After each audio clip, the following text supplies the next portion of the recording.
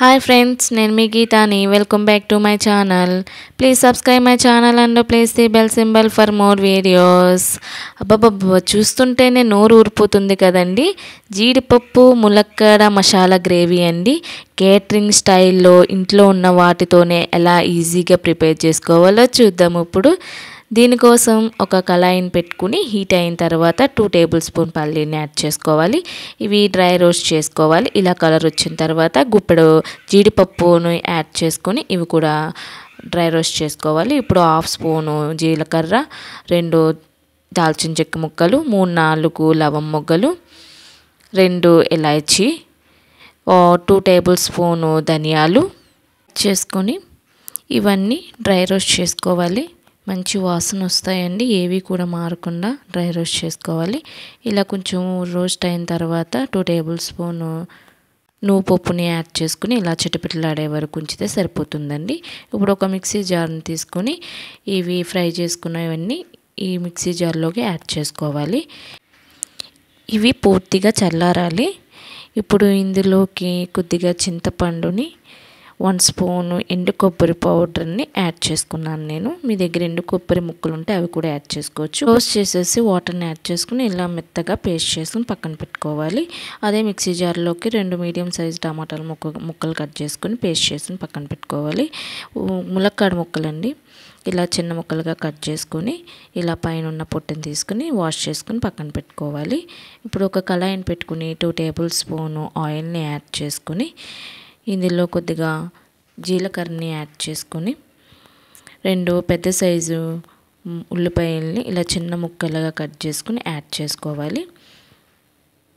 ఇవి golden colour వచ్చే వరకు ఫ్రై చేసుకోవాలి. ఇప్పుడు క్లోజ్ చేసేసి మీడియం ఫ్లేమ్ మీద 5 మినిట్స్ కుక్ చేసుకోవాలి. ఇలా కుక్ అయిన తర్వాత ఇందులో మీ స్పైసెస్ని బట్టి పచ్చిమిర్చిని యాడ్ చేసుకోండి.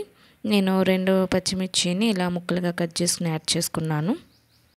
ఇలా ఉల్లిపాయ ముక్కలు గోల్డెన్ కలర్ వచ్చిన తర్వాత 1 టేబుల్ స్పూన్ జింజర్ గార్లిక్ పేస్ట్ని యాడ్ చేసుకున్నాను.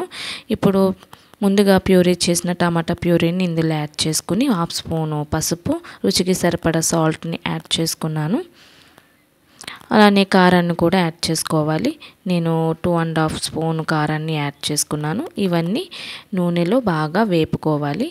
ఇవి 2 మినిట్స్ క్లోజ్ చేసేసి మీడియం ఫ్లేమ్ మీద మగ్గపెట్టుకుంటే ఈ మసాలాలన్నీ చక్కగా మగ్గిపోతాయి. చూడండి, మసాలా అనేది చక్కగా మగ్గిపోయింది. ఇప్పుడు ముందుగా మనం కడిగి పెట్టుకున్న ములక్కాడ ముక్కల్ని ఇందులో యాడ్ చేసుకోవాలి. ఈ మసాలా అంతా ములక్కాడ ముక్కలకి పట్టేలా బాగా కలుపుకోవాలి.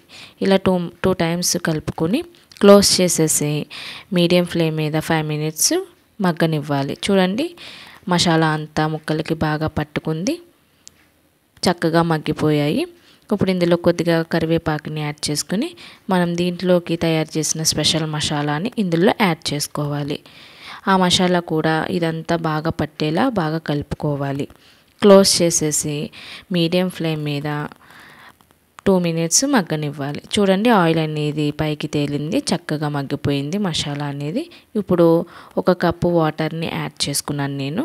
గ్రేవీ కన్సిస్టెన్సీని బట్టి వాటర్ని యాడ్ చేసుకోండి.